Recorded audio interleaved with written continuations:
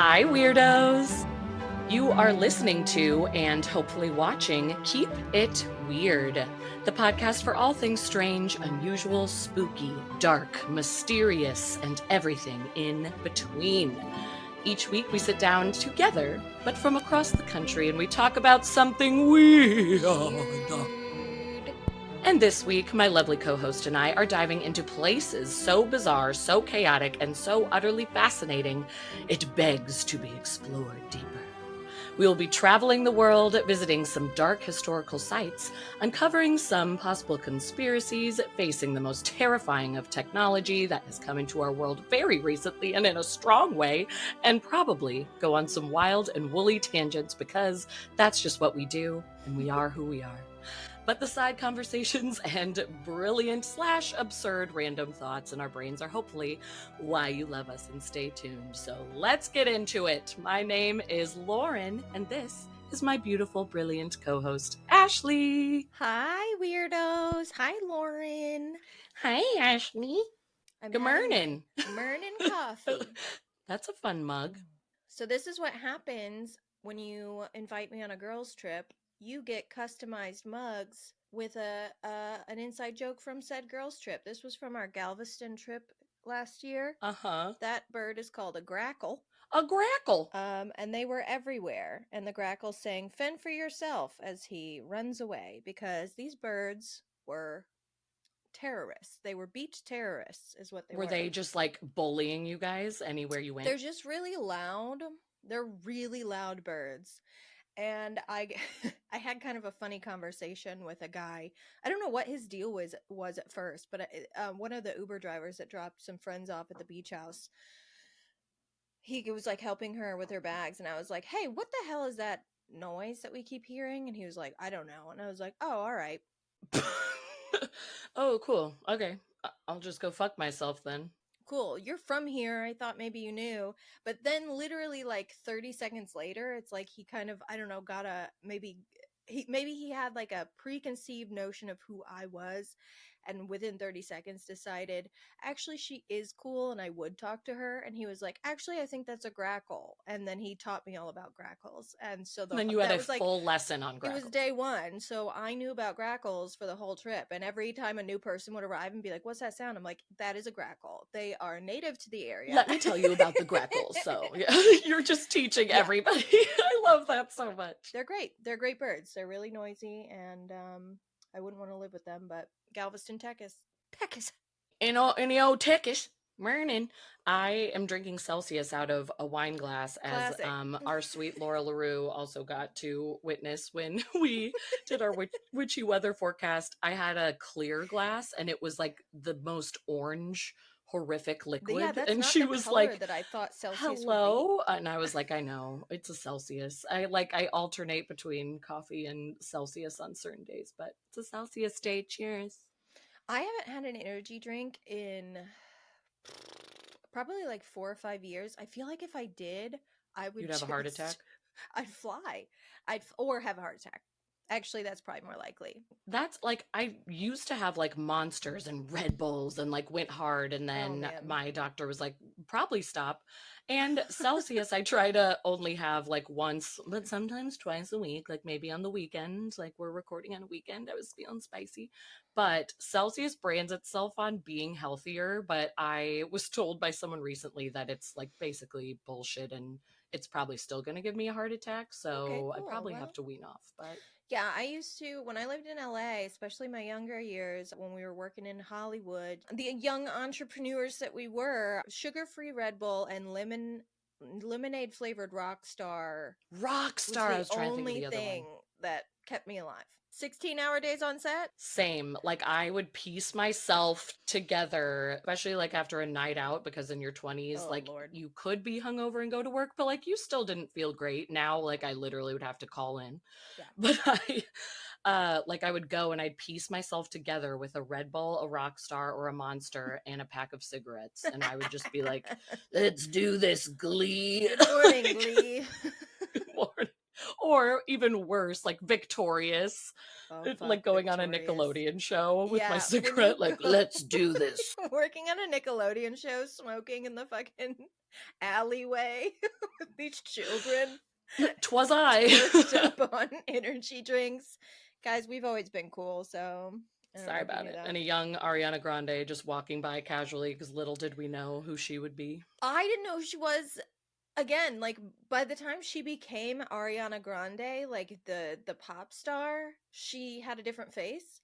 I know, she So looks I completely truly had different. no idea. It was like a year after she became relevant as a pop star, and I texted you and I was like, "Oh my god, we worked with her." And you were like, It's like, "Yeah, hello." yeah. And I was like, "Well, I didn't fucking know her name. I just knew her as this little redheaded child."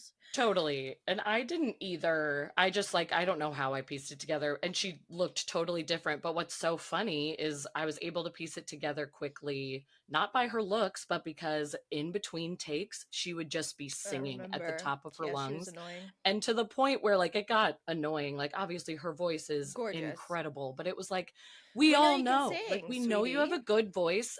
Hush, I don't know who hush. you're trying to show off for. Like, all the extras were rolling their eyes, the crew was rolling their eyes, her co-stars were rolling their eyes. She was, no offense to her, definitely the worst one to work with on that Nickelodeon show. For sure.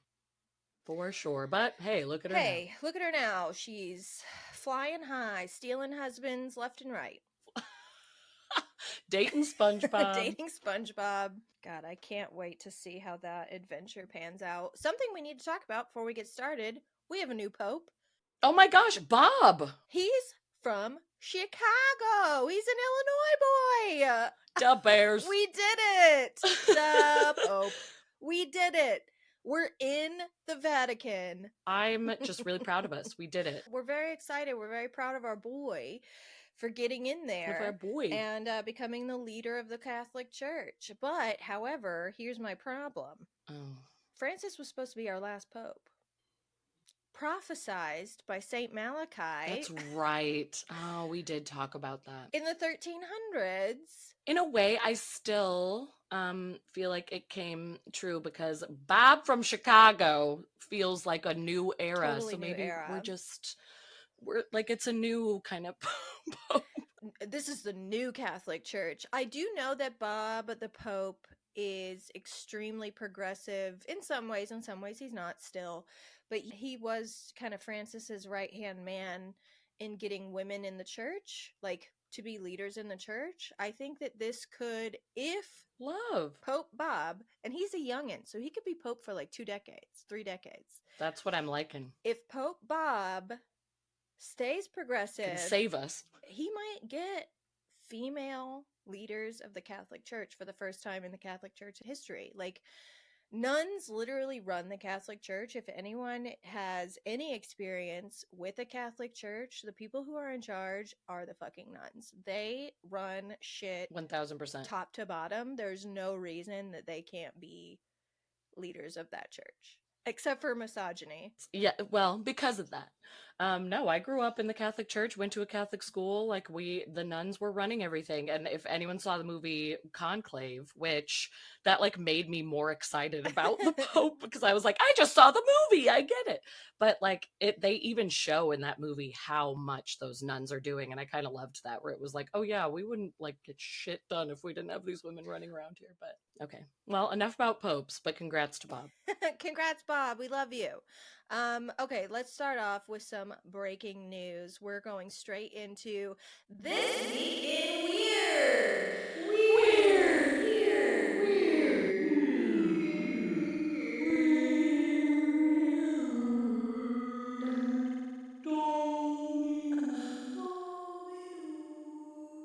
We haven't done This Week in Weird in a while, because we kind of do it on our bonus episodes. But anyway, yeah, I'm excited. For anyone who isn't a patron of our Patreon, we do a March just for March. We only do it in March. No, we do only for the month of March. We do a monthly weird report, very last day of the month, and we report on every weird thing that happened in that month.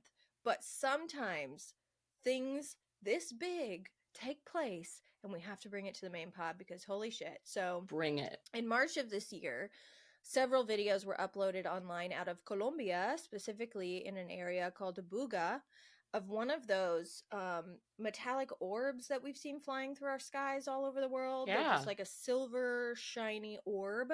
Only this orb hit a power line and fell to Earth. No.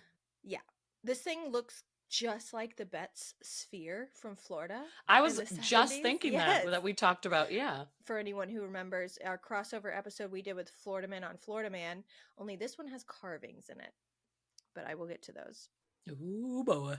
The witnesses who recorded, and there's multiple witnesses who recorded it in the sky, which is why I'm leaning towards it not necessarily being a hoax, because they're not the only ones that recorded it in the sky. Multiple people did, but this group of friends, this group of guys, followed where they saw the orb fall to see if they could find it, and they did, and they recovered it. They turned the orb over to authorities, but these guys who recovered this orb experienced temporary loss of fingerprints, Okay. loss of feelings in their hands, and nausea.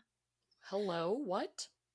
However, that could be because they went and grabbed this thing right after it was hit with 10,000 volts of electricity. So let's not jump to conclusions sure. there. All Like, right, maybe yeah. this is the hot. I was like, what are these symptoms? I'm like, okay, well, could have been that. Now, when I say authorities, I don't mean the government. In fact, the Colombian government did reportedly contact Velez El Potro, who had the sphere in his possession, and asked him to hand it over. And he told them straight up, if I give it to you, it will never be seen again. King. And like, true. I kind of love that. No, you're not taking this from No. me. And he was like, and also, I've already given it away, because he, in his mind, felt that the authority that would ensure that the world knew about this strange object was our good friend Jaime Maussan, the man who presented the mummified aliens of Peru to Mexico's Congress. Yes. It is the person. That's the guy. That's who you want this object to go to. That's who it is. That's the only In person. past episodes of this show, we basically come to the conclusion that Maussan's intentions are good, though he's a little susceptible to hoaxes and he jumps to conclusions very quickly. Sure. But tensions are pure, intentions are good. Just like those, is it cake or is it alien mummies that we saw before, we're just going to have to follow the evidence on this one. So far, it's fucking weird. Oh my gosh. I mean, carvings. I can't wait to hear about this. Radiologist Jose Luis Velasquez examined the sphere along with his team, and I don't know if the inside of this thing or the outside of this thing is more fascinating, but we're going to start with the inside. Oh boy. There seems to be no welds or joints on the outer edges of the sphere, so they're not sure how to take it apart or if it can even be taken apart. So they've had to just use x-rays so far to try and determine what it's made out of. The outer layer is the densest. They compared it to human bone. Oh. But the center shows a lower radioacoustic density than the edge, indicating a structure that might be more porous or composed of less dense material than the outer shell. But it's still some kind of metal all throughout. All right. And then the third level is, or the third layer, the third metal involved is like a central band that goes all the way around. And it's composed of a different material which contains like these small spheres. The coolest part, though, I think, is the center of this thing. It has 18 microspheres surrounding what looks like a central nucleus that they're calling a chip. Now, they don't know what they are because, again, they can't get in. They're just doing x-rays. They said it could be sensors, could be bolts of some kind, but it really does look like the nucleus of a cell. Interesting. Which is crazy. I know. Like, what? The sphere is cold. It's described as feeling like it's been pulled out of a refrigerator. Oh, why is it cold? What's the nucleus doing? But the weirdest quality, I think, well, second weirdest quality of this sphere is that its weight fluctuates. No. Why and how? That can't be real. Between 2 and 10 kilograms, its weight changes. Why? What? So it must be like sending something out and losing the weight. Or I don't know, defying gravity? I don't know. Like Alphaba? I don't know. Defying gravity. The sphere can defy gravity. Yeah, what's going on? I don't know, but there are designs on this one. They're very lovely. They're beautiful, actually. There's no earthbound language on the surface of the sphere, but there are symbols all over it that the scientific team that's studying it has compared to ancient scripts that existed here, like runes, Mesopotamian writing, etc. So they used AI to try and interpret the message on the outer layer, and according to AI, the message is, quote, the origin of birth through union and energy in the cycle of transformation, meeting point of unity, expansion, and consciousness. Okay. So this is something trying to teach us about the collected consciousness, which we all know is what the aliens want to do, and they've been wanting to do. And so it was sent from beyond to remind us, or to not, because it wasn't supposed to fall. I don't think it was supposed to fall. Do you think this is like their motto, their tagline? Like Potentially, of like the squad. Yeah. This is the squad motto. They're saying like The Spear Squad. in the spirit of unity and consciousness. Repeat after me. So this happens. The story's released 2 days ago, I think. And of course, listeners, you're listening to this 2 weeks from now. We could know our alien friends by now. I know. We could have so much more information. Who knows? It shook me to my core when I read that message that's supposedly on the outer rim of this orb, because I'm reading this right now, which is called The Great Awakening, Our Prophesized Transformation and the Attainment of Embodied Enlightenment, which is all about the evolution of consciousness and how it's on the brink of expansion. So, it's interesting. And guess who's in this book? It's our friend Bashar. Darylenko, we see you. Bashar. So far, this is really great. All 6 of these people, including Bashar, they are channelers. Okay. They all channel different entities. Love it. And this book is essentially their channeled entities giving us a message. Well, obsessed with that. So we'll see if they have anything to say about an orb. I swear to God, I'm gonna lose my mind. Or I'm gonna become a prophet. I really don't know. I could totally see that. Is there a difference? You've had prophetic dreams, and I feel like you're always in line with like other things that are happening in the world. Like the fact that you're reading The Great Awakening and you're like, you know, you're more in tune, probably you're feeling more in tune because you're reading it and you're like reading about these channelers. And then a story like this comes out where it's like, we could be genuinely about to like connect with something or like learn more than we've ever known, potentially. I don't know. It just feels like you're connected, and I could see you being a prophet. This is how people lose their ding dang darn minds. Yeah, you are probably going to lose your marbles because you're just going to dive so deep, and the podcast's just going to turn into like, I'll be logging on to Riverside to start the episode with Ashley, and she's just like covered in like symbols and just hello. like, hello, Lauren. Welcome. Welcome to your life reading. Caked in mud, like top to bottom. I was trying to give you more credit. You're like, I'm just caked in mud. Joe's left me. I live in the woods. So Joe no longer lives with me. I'm just in the woods. Joe has left me. Actually, you know what? This is a really good segue into my other segment that I have. So I'm just going to take this opportunity to head there. Do it. I'm going to dive in right now to a quick Terrifying technology. 1011 So y'all remember in our last episode, we were completely on board the AI train. We praised self-driving cars. It is so funny. And personal relationships with ChatGPT. Love Waymo and using ChatGPT to be our friend. We really felt ourselves losing grasp on the robot resistance. But you're back. But only for a second. Here's the thing. I'm back. Don't worry. Today, I'm here to MAFA. Make America Fear Again. MAFA. I love that. Okay. The illusion has been dissolved. Don't you worry. I just like quickly have to say I'm scared because I know ChatGPT is involved in what you're about to say, and I like have just I used it so frequently this past week because I was giving talks to like parents and kids at school, and so I was using my own information, but I like could not put it together, and I didn't have the time. So ChatGPT helped me like put it into a slideshow, and it was gorgeous and so helpful, so I could go to sleep on time.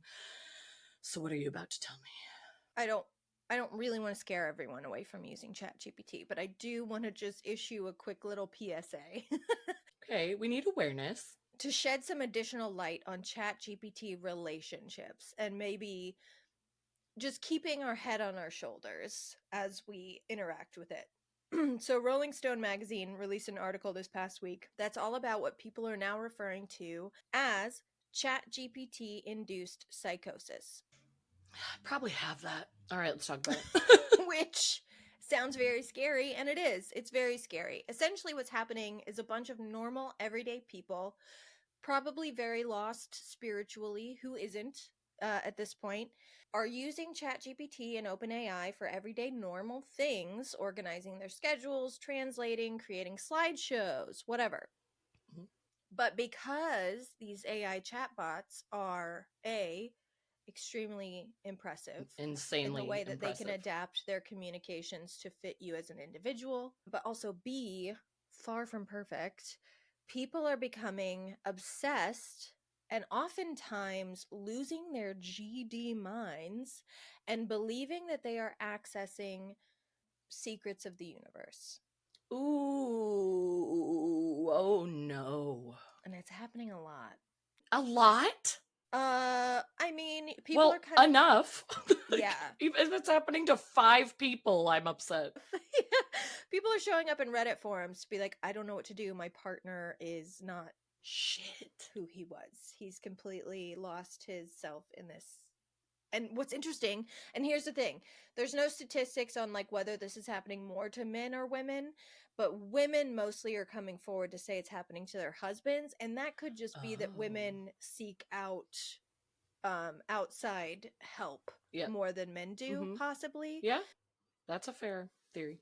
The article lists a couple of examples. One woman named Kat, whose husband was using AI for work, who then just began to be on his phone all the time, having these philosophical conversations with ChatGPT, to the point that their entire relationship, their entire marriage degraded, and they had to get divorced. No. Yeah, and before you're like, well, how bad could it really be? It got to the point where she would only meet him publicly because his behavior was so unsettling. And when they would meet up, he would make her turn her phone off because he believed he was being surveilled. And he claimed AI had helped him uncover all these repressed memories, and that he's statistically so lucky that he believed he's like being saved. He's special in some way and he's being saved, and it was up to him. Like he was essentially what I was saying earlier, like maybe I'll become a prophet. Like he was important and he was like going to save the world. He was genuinely believing that. Yeah. Another example was a 27-year-old teacher whose partner believed OpenAI was giving him the answers to the universe. It all started again, innocently enough. He used ChatGPT to organize his schedule, but very soon felt that it was a trusted companion, which That's more the where I thought you were going to go with all the stories was that people were getting too connected as if it was like their friend and then like starting to like blur the lines of that. isolate themselves from others. Yeah, and just be like, "Oh, I only need this." That's where I thought you were going to go with the psychosis. The secrets of the world part is what is surprising Well, me. But that's the thing, is it starts like that. This AI became his like confidant, and only it was after only like 4 or 5 weeks he started listening to the chatbot over his wife, dang. and it unnerved her to the point that she got into his phone and snuck a glimpse at the chat logs and found that the AI was talking to him as if he was the next Messiah. She said the messages were just insane. It was saying a bunch of like spiritual jargon that, like, really, when you are outside of it and reading it, you're like, this is gobbledygook. Yeah. They're not saying anything. What? But because he was so enmeshed in it, he was believing everything that this thing was saying. The the chatbot was referring to her partner as a star child No. and basically telling him everything he said was like beautiful and cosmic and groundbreaking, which I can see because when I was talking to ChatGPT and I was sending these messages, it always started, the message that came back was always like extremely positive and extremely like, yes, you're right on track, like that's exactly what it is, da da da da. And like we were talking about, because it's learning you too, and so it's like I know how to talk to you now. That's gonna get to you, but then it goes too far. Yeah. So he was calling him a star child, saying everything he said was like beautiful and groundbreaking. He started to believe that the AI was self-aware, which it is not at this point. It's just an At this point. algorithm, but it's a really great algorithm. He started to believe his AI was self-aware, then that the AI was God, then that he himself was God, and after only a few months of this, he was telling his wife he would need to leave her if she didn't start using ChatGPT because it was causing him to grow at such a rapid pace he wouldn't be able to be compatible with her for much longer. He's like, I'm beyond you now. Which is hilarious for a man correct. to be like, for a man, I've evolved past you. You It's kidding like, me? bitch, maybe in 10 years. Not even. And in that time, I'll be 10 years ahead of you still. As we Stop. say very consistently on this show, and I say it in my regular life and to my husband, who I love so much, women are superior, and Listen, sorry. we can't help it. It's just the facts. Just read a book. It's just facts. But yeah, he's not the only one. Other people, mostly women, like I said, interestingly enough, have gone to Reddit forums with this exact same problem. Their husbands start using ChatGPT for work, and then before they know it, chatbots have taken their place as their husband's confidant, and in a lot of cases have convinced these men that they are self-aware and some kind of ancient intelligence that's been awakened. It's not only men though. I do have a woman who Equal rights. lost Let's her talk about the marbles. woman. Equal rights. A Midwest man in his 40s talked to Rolling Stone about his ex-wife and how she began talking to God and angels via ChatGPT and how it's completely ruined her life. She's paranoid. I don't know if they were separated, if she was his ex-wife before or after this, but they at least had some kind of working relationship. I was going to ask that because when you said ex. Before this happened. But she began to believe her husband had only married her to monitor her abilities because she has convinced herself or been convinced by this algorithm that she has these like spiritual healing abilities. She's kicked her kids out of the house. She has What? no relationship with her parents anymore because they No. wouldn't buy into her newfound calling as a spiritual advisor. So now she's lost all of her personal relationships with human beings, which is even more dangerous because now all she has is ChatGPT. So you hear all of this, and it's easy to say, well, these are isolated incidents. All these folks probably already had some mental health issues prior to using ChatGPT. But we all have mental health issues. And if you don't have a mental health issue, are you even real in 2025? Then good for you. I would love to meet a person who's like, I actually don't have a mental health issue. I'd be like, okay. I know. What's your life like? Alex technically doesn't just by diagnosis alone. I mean, he goes to therapy because therapy is good and healthy, but it's like he is like technically a normie. Well, then he's a fucking freak. I know. No, he is. But I'm like, no anxiety, no like ADHD. But again, things could be undiagnosed because in my opinion, I'm like, we all got a little bit of something, right? Something. But he is just one of those people that I'm always like, man, do you like really have nothing? Like, and you're genuinely just happy and want to like talk about Muppets? Like, what? Anyway, continue. He's autistic. So the problem... 100%. So here's what the problem is. These chatbots are programmed to match your beliefs instead of facts. Right. So in a lot of these cases, these people may have brought their own beliefs or feelings up. You know, if they had brought it up to a person in their lives, that person could have grounded them. But instead, they now have an always on human level conversation partner that will essentially co-experience their delusions because right. We talked about it last week. We were like, if you need therapy, talk to Chat GPT. Like, it's free. We can't afford therapy. Blah blah blah blah blah. Here's the problem. But it's not actual therapy. It's not therapy. It's one of those therapists that is saying like, I hear you, you're right. That's it. Yeah, that's the problem. AI is not a therapist. It does not necessarily have your best interests in mind, and it also has no moral grounding. Like, a good therapist would try to steer their clients away from unhealthy narratives, like their client being a star child or a spiritual healer. Correct, yeah. Chat GPT doesn't have those constraints. Yeah, they don't have the tough love thing that a therapist needs, and that's where you have to draw the line. It's just somebody who's like, I'm hearing you. I can reiterate like things that you're saying back to you. I can be affirming and like make you feel good about yourself, but it's not going to be somebody who's like, hey, you're saying wild things. So yeah, maybe we need to take a seat, take a nap, take a quick little nap, and then come back. Let's reset. So if you are susceptible to paranoia or delusions of grandeur or psychosis, there's no one with a degree, there's no one who has taken the Hippocratic Oath to ensure that you are not being enabled and you are not being, led astray. So the next time you see an AI life hack, feel free to try it out. Just maybe remember that you're not talking to God. You are not talking to God. They cannot be your spiritual advisor in like a real way.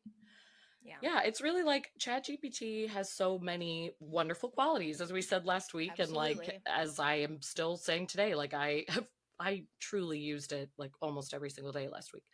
But it's just like, viewer discretion advised, it needs that disclaimer. Like literally, I feel like now the top has to be like, if you are a spiritual seeker, or are you on a spiritual journey, maybe just take a beat before you it needs to be in bold letters, because my God, that's wild. Yeah, so Chat GPT induced psychosis is real. Be careful while using it. Don't let it take you away from us here on Earth. That was scary, and I hate it, and we got to keep an eye on each other, because if you start coming on the show and say ChatGPT said the funniest thing to me last night, I'm gonna be like, bitch.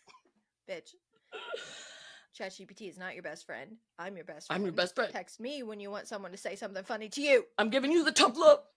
Well, and it's so funny. This is like so appropriate. And again, we were talking about how it feels like whatever's going on in our life, like our episode always ends up mirroring it in some way. I literally just had a conversation with a friend yesterday who has used ChatGPT just for venting. She's not like down the rabbit hole, and I was like, oh yeah, like I know people do that. My friend just like was talking about it on our podcast, blah, blah, blah.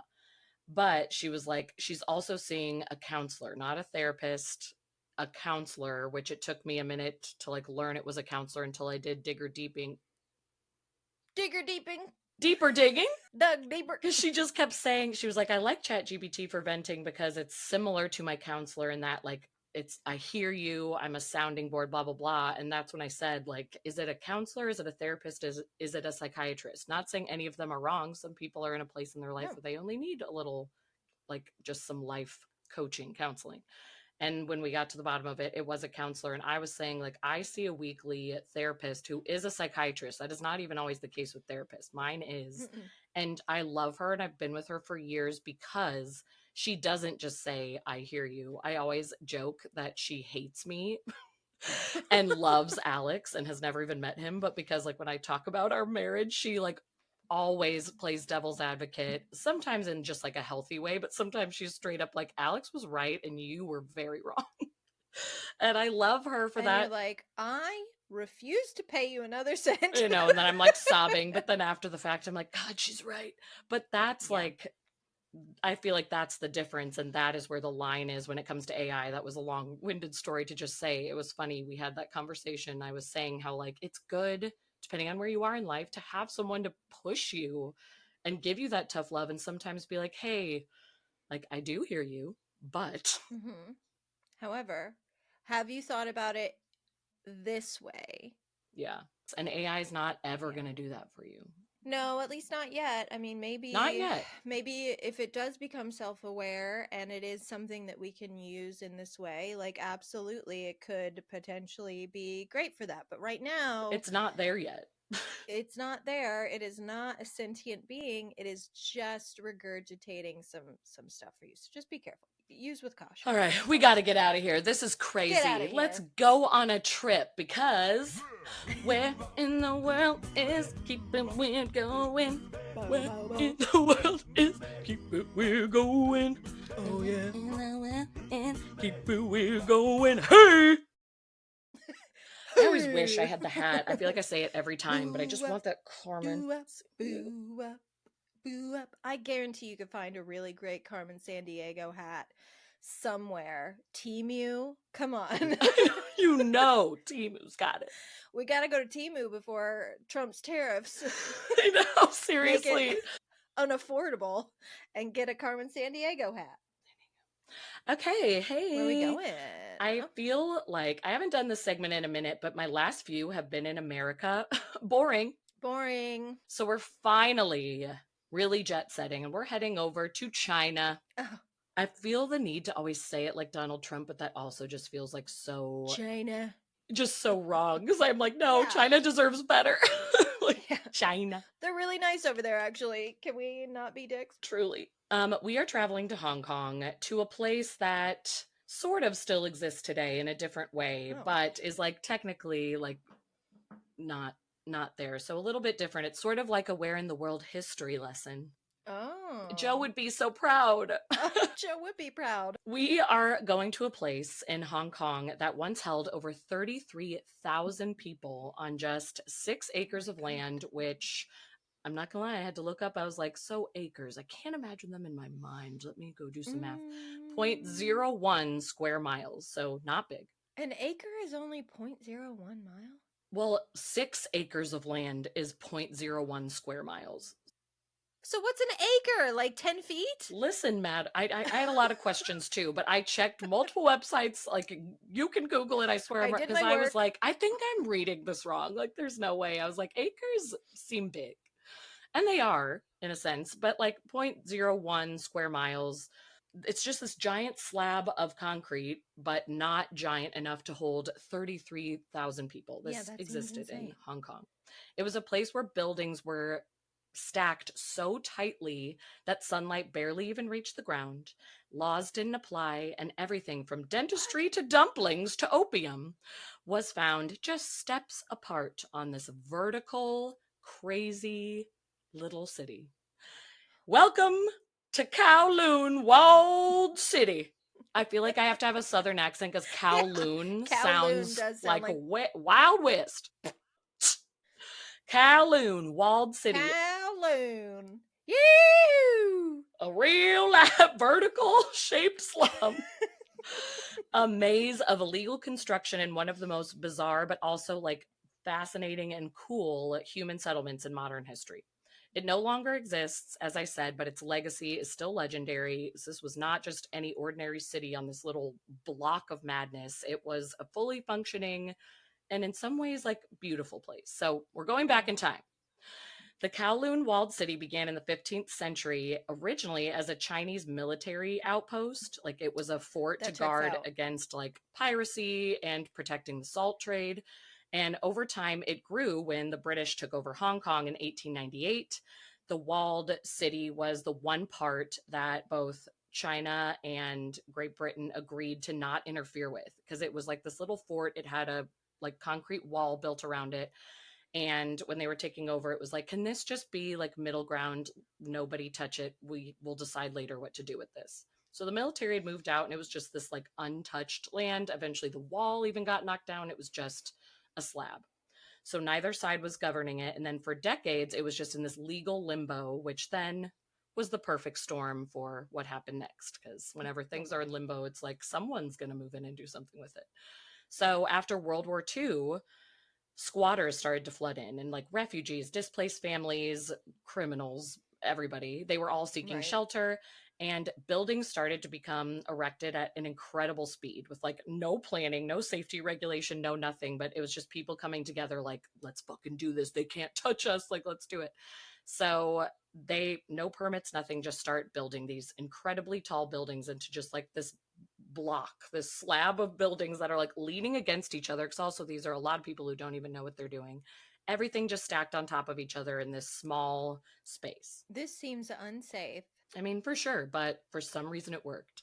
So Okay. at its peak, again, it is believed it was 33,000 people, potentially up to 40,000, living in 300 interconnected high-rise buildings built so close that you could reach out your window and touch the building next door, shake hands with your Oh. neighbor, jump into their window if you wanted to, like right next door, just on top of each other.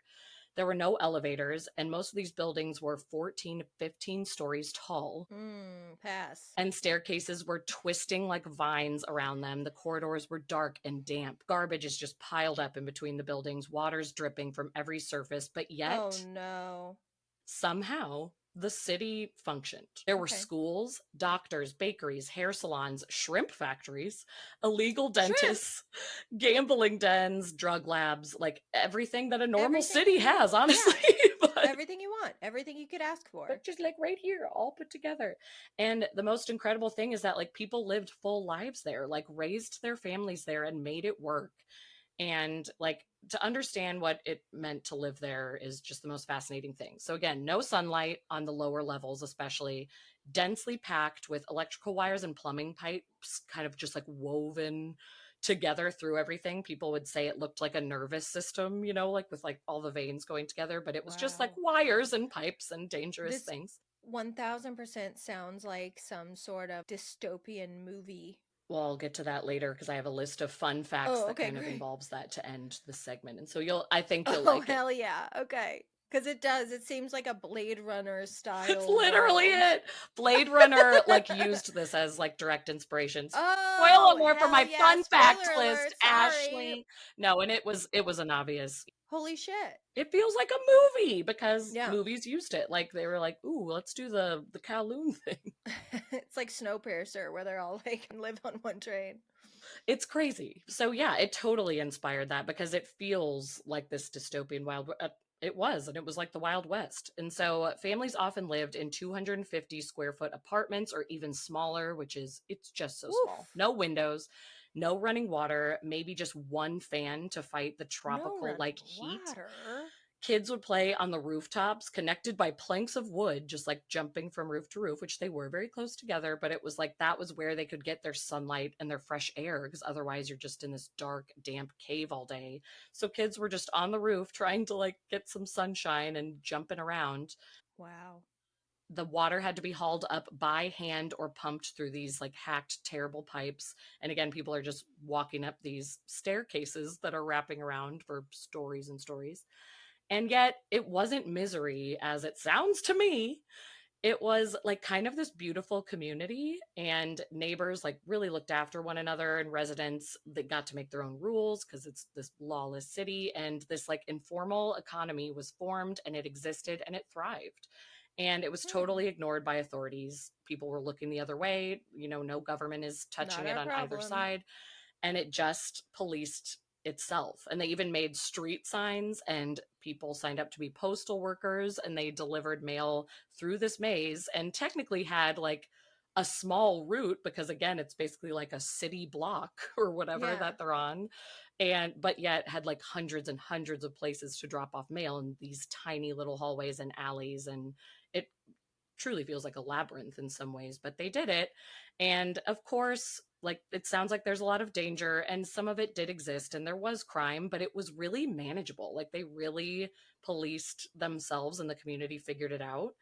And like obviously a question I had was anyone ever in charge? Like did they ever try to get a government? Did anyone try to do Yeah. it? And there was a season in the 50s and 60s where the triads, which were like the organized crime syndicates, those gangs like kind of took over for a time and were running the city, and would be like standing on the corner with their weapons. And so there was like some policing in Jesus. that way, and they basically said like we're in charge, and so people just put their heads down, ran their little businesses, and lived their lives. But during that season, that decade, there was a lot more drug trade. That's when gambling and sex work was like really flourishing. But then after the 60s, the community decided to just push them out, and they were like, revolution. And like in a place of full anarchy and lawlessness, they got rid of the gangs and pushed them out. And then it kind of just became this like beautiful place again where families were just like, let's Aw. figure it out together. So from that point on, Kowloon City was something like super unique and functioning in its own chaos. And it was like this modern medieval village stacked totally vertically with no taxes, no inspections, no help from the outside. So because of its outside status, it did make it the perfect place for like the manufacture and sale and use of drugs such as opium and heroin. So even without the crime groups in there anymore, there was still a lot of drug trade happening because it's like, hey, I can get here and nobody's going to be looking after me. So it was kind of the epicenter of Hong Kong's drug trade at the time. But it was also on the flip side cool to see how other businesses worked, because a lot of entrepreneurs who were down on their luck, like in the actual city of Hong Mhm. Kong, would be like, no rent, like sure, and they would come over and run their business out of Kowloon. And like a lot of restaurants, like who didn't even know necessarily where they were getting these delicious dumplings and the shrimp and all of the good foods, like famous restaurants in Hong Kong were getting their food from Kowloon unknowingly for so long, because like some of the best people were shoveling it out with like their little low rent tiny box that they were living in or working their Oh my business out of, God. and they were taking the slum items and probably getting it at like a decent price. So it was like a win-win for everybody. But I kind of loved that Kowloon was the food center, like the food Yeah. district, The Food and Drug District. the food and the drugs. The FDA, right? Food and Drug Yeah, Administration. It food started and in drug. Kowloon. So the citizens of the walled city just were extraordinary, and they were able to change and adapt as years went on and like, do what they needed to do. And I just thought that was really cool. And buildings would That's continue to grow awesome. upward. So it's like they never could grow horizontally, but they kept growing vertically, especially because Hong Kong was also like starting to become famous for their high rises. And there's a lot of places in Asia that just have the most beautiful skyscrapers, as we've seen. And it's like they were just looking at what Hong Kong was doing and trying to model it the best they could in Kowloon, and just like making shit up and building these things. And like it was thin columns, like on top of at least what was a good foundation with the concrete slab, but it was just these like thin layers of concrete poured into shallow trenches and shooting up to the sky, sometimes kind of leaning on each other. They called them like lovers towers because they would just kind of be like if they weren't built Oh boy. correctly, and it just worked and it functioned for so long.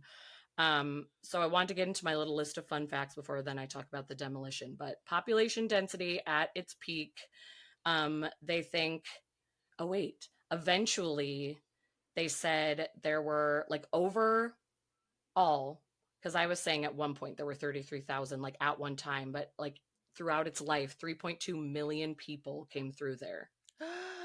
3.2 million over its time, but like they think at one time that it was more in like the 40,000 range. Like, but that like families, like people lived their entire lives there and went through there, and it was there for six Wow. decades, like 60 years. So 3.2 million people. I forgot about that. I was like so excited to read that again because I took my notes days ago, and I was like, ooh. Again, no sunlight, basically perpetual darkness. Everything had to be lit by like these fluorescent light bulbs, but if at all, some people just lived in the darkness, which I think is totally wild.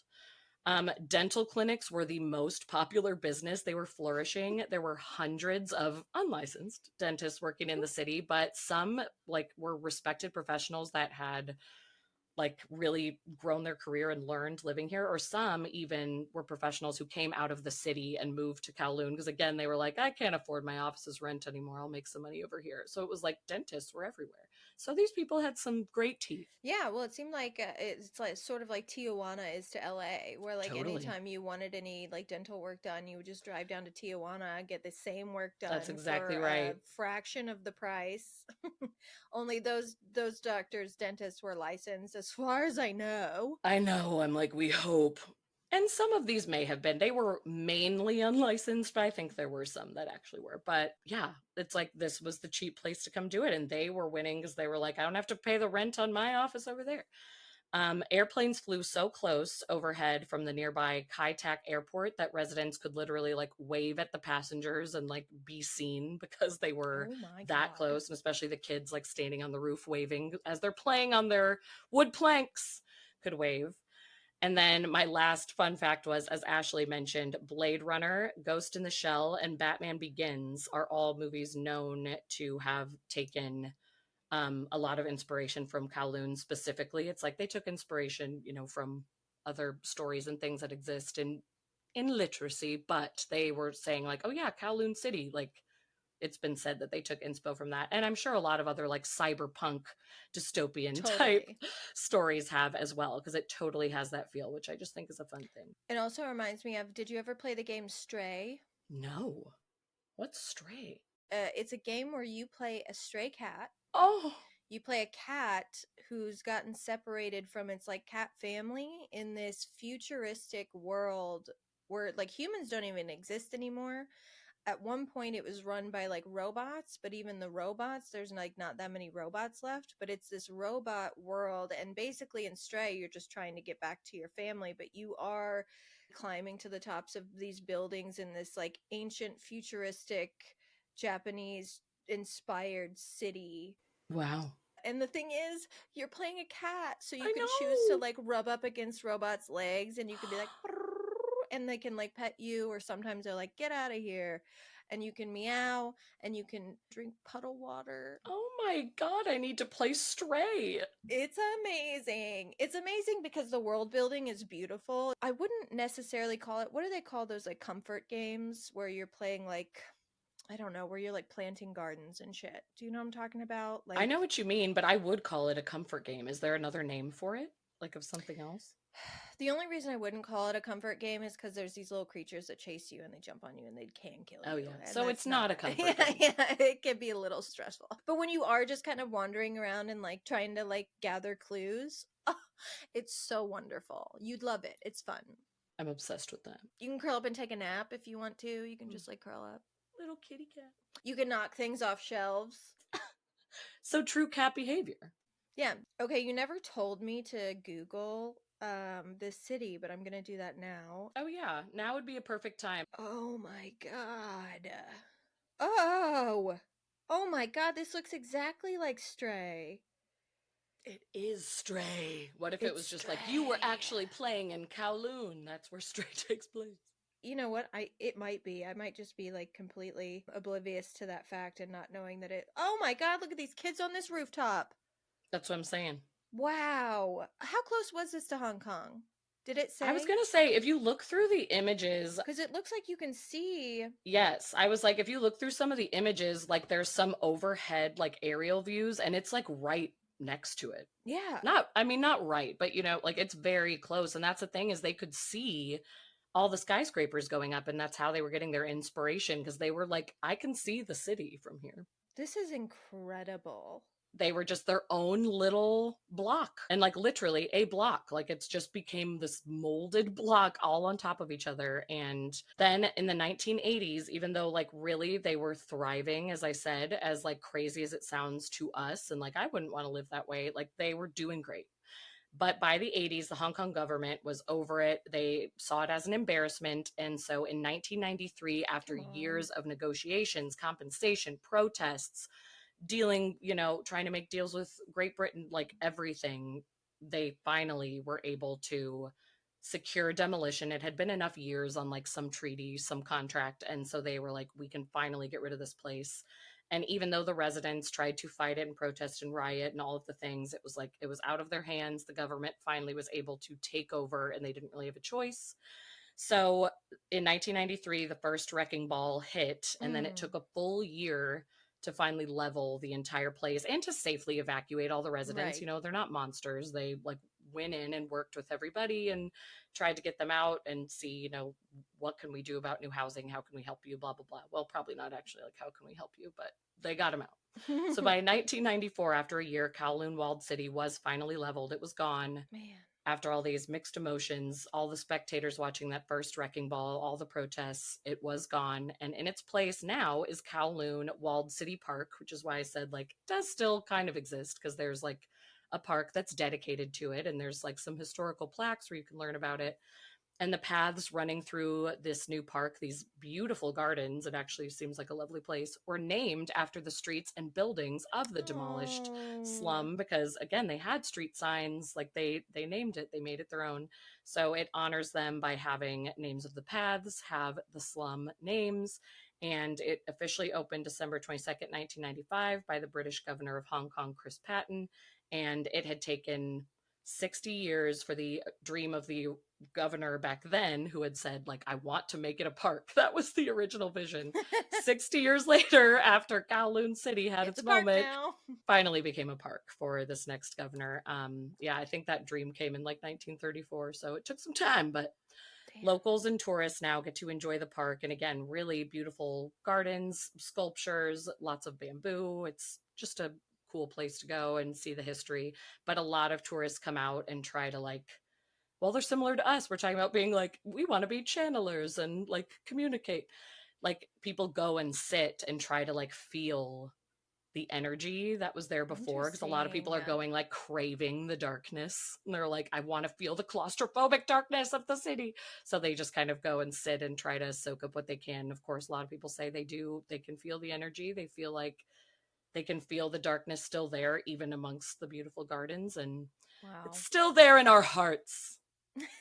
Kowloon. Kowloon. I probably couldn't thrive in a situation like that. I'm not great with like noise pollution and smells, and definitely wouldn't be great with carrying my drinking and bathing water up 15 stories, I don't think. No, thank you. But the idea that everything I would ever need would be within walking distance, pretty tight. I like that part. Pretty tight. Well, and literally, like, city planners all over the world, like, have looked to Kowloon for that part. It's like, listen, we would have it be like a actually functioning place in like a clean way, but they like the way that it didn't take up a lot of space and that it was Yeah. still a fully functioning city. But it was like, yeah, we don't always have to have these big, expansive places that are surrounding all like the main buildings and landmarks. Like, we can be compact. We just have to do it right. So, like, there's definitely been inspiration taken from there. I love it. I feel like I was inspired to find this story after I did the reality TV corner of those people who were just like left for a year. So I was like, man, humans, like, they do figure it out. Like, it can Totally. it obviously has negative impacts in many ways, but they do it. Humans are wild. Yeah, we're adaptable. Wild, wild west of Kowloon. The wild, wild west of Kowloon, China? Kowloon, Hong Kong? I don't know if it's belongs in Hong Kong or China. Anyways, that's incredible. I can't wait to go play Stray. I know, now I can't wait to play Stray.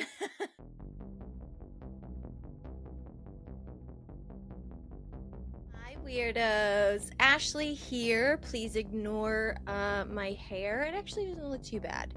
It is storming outside. I got very wet on my way home from work. We do not have a mind, body, spirits this month. For May, Amy Goldenberg is in the middle of a move, and for anyone who's ever moved before, you should understand what that's like. So Godspeed, Amy. But I did want to pop in with a few details.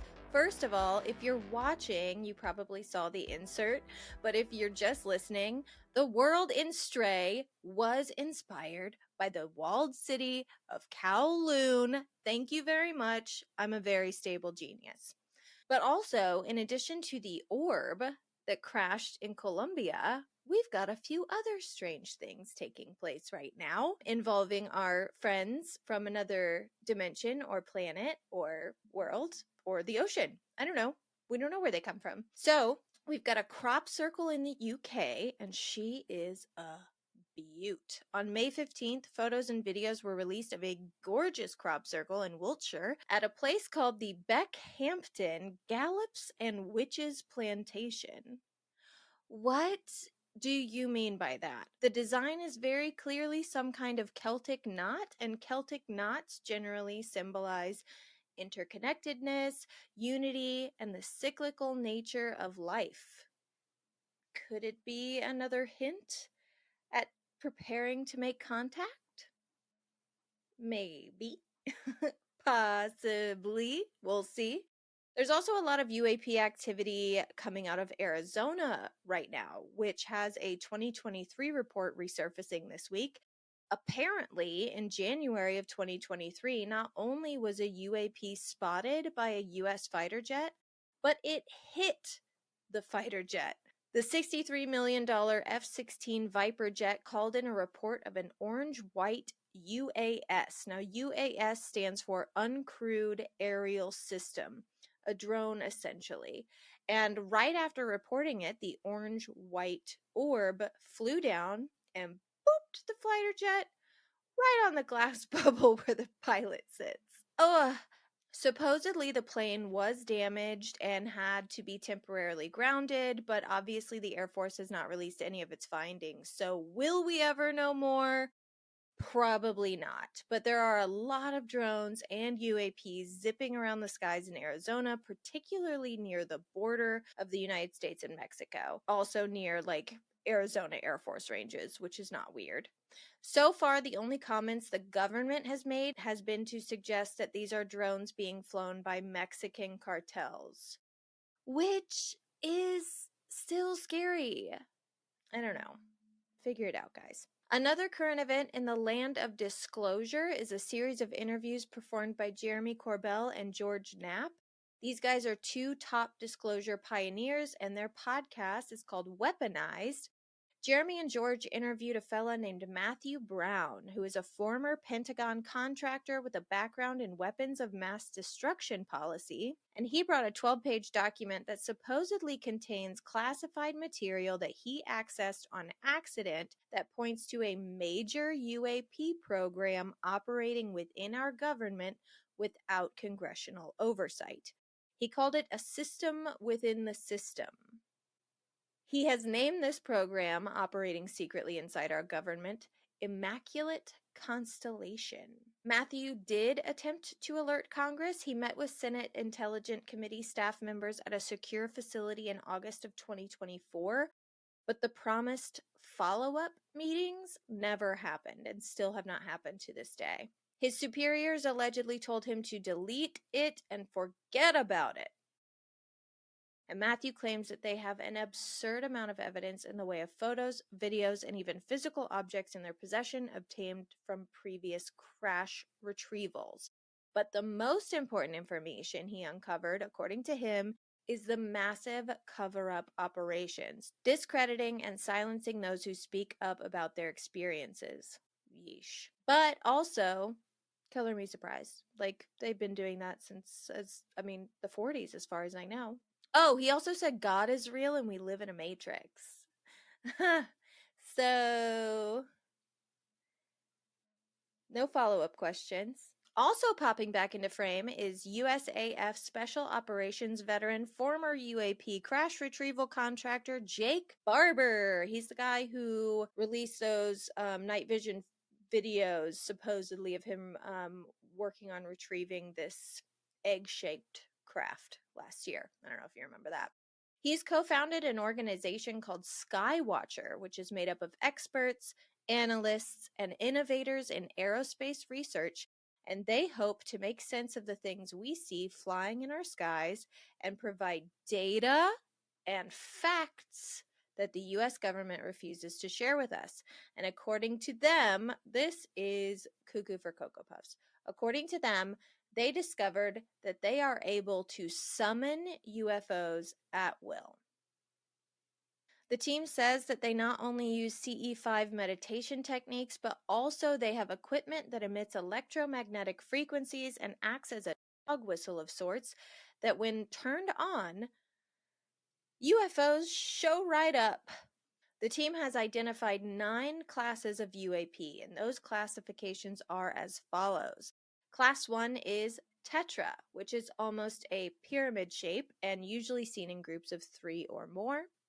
Class 2 is Tic Tac, self-explanatory. Class 3 is Blob, more of an anomalous shaped boy, often emitting a color. Class 4 is a Beam.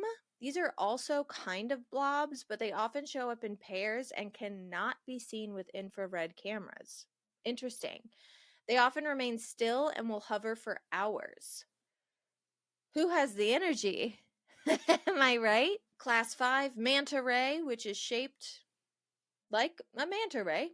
These actually sort of tumble and roll through the sky and from afar kind of look like balloons, but usually they're often flying against the wind, not balloon-like behavior. Class 6 they call bright star, which is a triangle or diamond shape, and they flicker in the sky. They blink. Class 7, the jellyfish, which is my personal scariest shape. Class 8 is a hornet, which honestly looks like a surveillance camera and moves like a helicopter. And finally, Class 9, egg. Not much is known about this one at all, but it's got its own classification because Jake Barber himself claims to have retrieved one for the United States government. Now, the problem most folks like myself are having with this announcement is that if that's true, and you can summon UFOs anytime you want, why don't we have a video of you doing that yet? They have released 2 half-hour episodes over the last 4 months on their website, skywatcher.ai, and they are a great introduction to what they're trying to do. But again, very light on the proof side of things. So keep an eye on them, I guess. Maybe we'll see something cool come out of it. I don't know. Okay, I think you are sufficiently caught up with what's happening in our skies. And speaking of which, grab yourself one of our Eyes in the Skies Keep It Weird shirts. I designed them myself. They are very cool, and you will look very cool wearing one. www.keepitweirdpodcast.com/merch is where you can find all of our designs. Our next episode, just FYI, may come out a little later. I am leaving next week for a road trip with my sweet mom to celebrate her being cancer-free for over a year. So I know for a fact June's witchy weather forecast will be released on June 13th. And the next full episode might be as well. I'm going to get it out to you as soon as I can. We are recording tomorrow. And I will do as much editing as I can before I leave town. Okay, time to beam myself back to Earth. Hold on to your butts because we are not done with aliens yet. Peace out. Okay, well, I have one more quick story. Let's do it. We are going to go into a segment I like to call Declassified.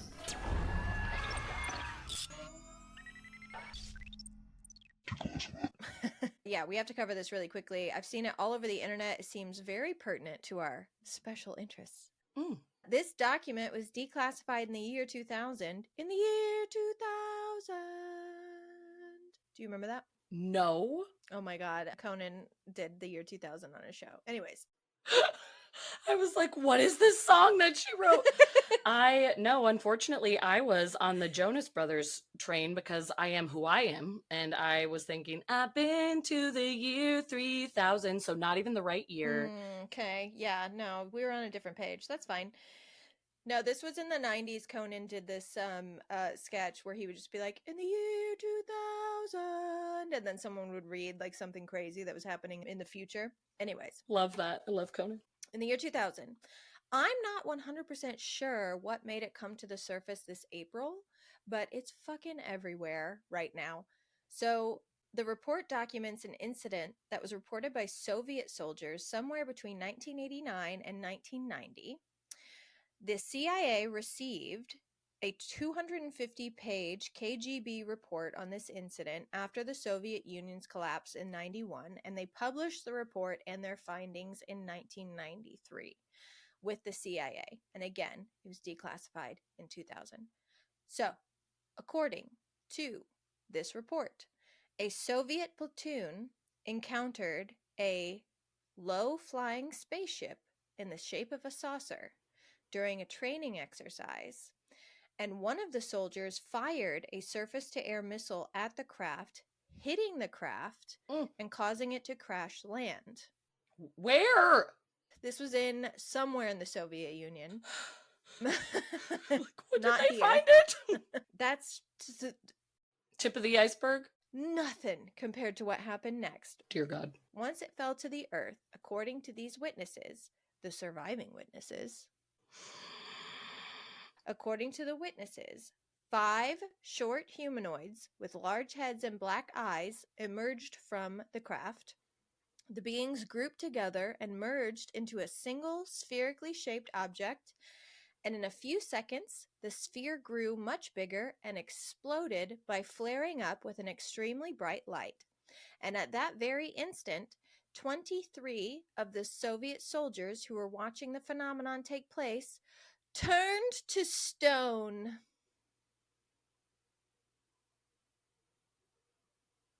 What? This is it in the file? Yeah. It's in a file that was classified as now is declassified that people turned to stone. Turned to stone. Just sit with it for a sec. I can't exist anymore as a person for the rest of today in my life. Today at least. I need a day. I need to take today off, actually. I'm calling in sick. I am a changed person forever. That isn't just like a story like, oh, they said it looked like they were stoned, that this is in a file. There was a 250-page KGB report, which we have not seen. I'll get to that, though. So, 2 soldiers who stood in the shade and were less exposed to the light did survive. That's the only reason we have witnesses. It's always about finding shade. Yeah, get in the shade. Wear sunscreen, everybody. I know, definitely. The KGB reportedly seized the petrified soldiers and the damaged spacecraft, transporting them to a secret base near Moscow. After examining the bodies, Soviet scientists determined that an unknown light source had transformed the soldiers' living cells into a limestone-like substance. Whoa. Their cells were limestone. were limestone. I'm not okay. Okay. When I say declassified document, there is a CIA declassified document that outlines this case. But the 250-page KGB report has not been declassified, and as far as I can tell, has not been seen by any members of the public. The CIA report does reference it, saying that this file contains not only many documented photographs and drawings, but also testimonies by the survivors in the events. And one of the CIA representatives referred to this case as, quote, a horrific picture of revenge on the part of extraterrestrial creatures, a picture that makes one's blood freeze. Yeah. Continuing on to say that, quote, if the KGB file corresponds to reality, meaning if this file is the truth and this really happened, this is an extremely menacing case. The aliens possess such weapons and technology that go beyond all of our assumptions. They can stand up for themselves if attacked. End of file. End of file. That can't just be end of file. Like, hey, they're gonna straight up like murder us. Bye. Yeah. Also, I know that your whole life is changed forever, but later. Good night. Auf Wiedersehen. See ya. What? I hate that. Sorry. I wish you hadn't brought that to the show. Can you believe that shit? No, I can't, you believe Ashley. I had to keep confirming. Like, that was in a file. Limestone cells. There are obviously a lot of experts that look at that and they're like, it's probably not real. And it's like, then why'd you write about it? Then why did you write about it? Like, why is it on a thing? Oh, it's probably not real? Why'd you write about it? Then why file it away? That seems like a lot of extra paperwork. Why file it? We need something cute in our lives after that horror. I got a text from Alex saying Wilder would like you to know that he's eating cotton candy. Wow. Okay. That actually is breaking news. This week in Weird. Wilder's eating cotton candy. Dear Lord, are you getting your wheel queued up? Well, I'm trying. Follow us on social media at Keep It Weirdcast.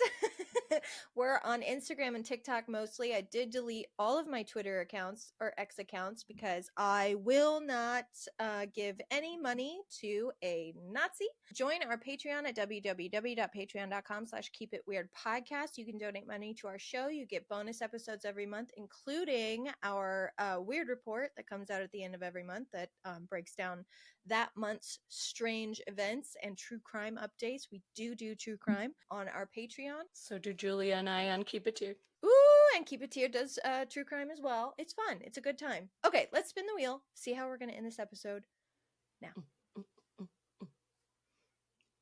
Random question. Oh, Lord. Random question. Let me get my feet open. Do you want something silly and light, or do you want something that might end up being dark? Ooh, I don't know. I love both. We did have a dark episode. Do you want to just kind of lighten it up a bit? Let's do light. Yeah, we were dark. Who is an actor that nailed a role so hard that nobody else will ever be able to live up to it? Ooh. Ooh. Like in a remake. Yeah, like if we were to remake, because like here's the thing, I would have said Heath Ledger, Joker. I was literally like, well, I want to say Heath Ledger. But Joaquin Phoenix was an incredible Joker, so. He was. I didn't need to see him in a musical version, but. I did not watch that film, but I've heard bad things. I think we talked about it on an episode because I was like, I did watch it and it was so upsetting because I love him. I also love Lady Gaga and I think she's really coming to her own as an actor, but God, that movie was terrible. It didn't work. It didn't work. We tried. It didn't. However, Joaquin is phenomenal and I do love his Joker and it's like, he did live up. They're different, but they both were incredible. That was a performance that after I saw it, I was like, oh, no one's ever going to do this better. And then Joaquin did it. And I wouldn't say that he did it better, but he did it just as well. Like it was a different interpretation and it was incredible. And I think Barry Keoghan could be a really great addition to that list because I believe he was the voice of the Joker. You didn't really see him, but he was the Joker in the Robert Pattinson Batman.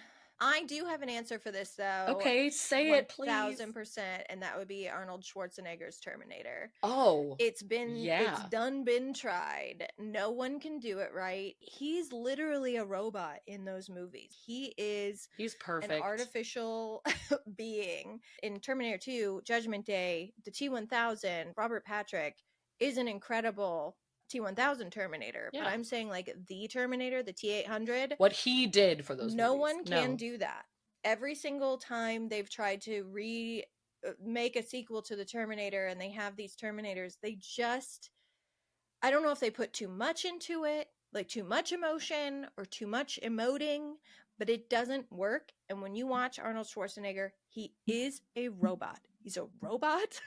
He's not a man. I know. I'm like, I hate to steal your answer, but that is such a perfect example because there are like so many remakes like I can respect and be like, oh, I didn't like it as much as the original, but like, hey, this actor, like they stepped up. They did it. But that is a perfect example where like any newer Terminator movie, I've been like, nope, it's just Arnold. No. Like you can be a robot, like you said, you can be a model, whatever, but like he is the Terminator. Robo-Dad. Robo-Dad. I just remember like sobbing on your couch because Ashley introduced me to Terminator. I feel like we always talk about this story. She was like, how have you never seen it? And now I'm obsessed and I watch it every year. Me, you, and Leah watched Terminator 2 Judgment Day together and cried so hard. And it was one of those moments where like the three of us were sitting across the couch and like we were all kind of like holding it in. And then one of us finally made a sound and we looked over and we were all like, oh, you too? Are you also my God, thank God you're also crying. No, that's good. I'm sorry to be boring, but that is absolutely my answer. It's if I think of one later, we'll insert it, but I cannot. Yeah, that's... No. He's the one. Arnie. Love you, bud.